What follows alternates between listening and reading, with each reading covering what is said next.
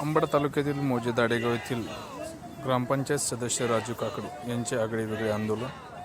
मागील 2 दिवसापासून राजू काकडे हे डाव्या कालव्यातून कळशी भरून गलाटी धरणामध्ये पाणी टाकत आहेत। गलाटी धरणात पाणी सोडण्यासाठी मागील काही वर्षापासून प्रयत्न चालू आहे।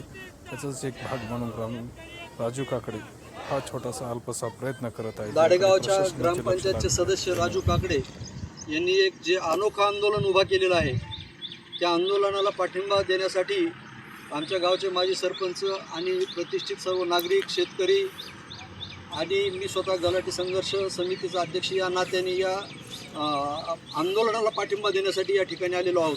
गेल्या 40 वर्षापासून आम्ही आमच्या गलाटीमध्ये गोदावरी पात्रातून किंवा पैठणच्या डाव्या कालव्या, जायकवाडीच्या डाव्या कालव्यामधून पाणी लिफ्टद्वारे आमच्या गलाटी धरणामध्ये टाकण्यात यावं, जेणेकरून की 20 ते 25 गावांच्या लोकांचा, शेतकऱ्यांचा पिण्याच्या पाण्याची व्यवस्था होईल।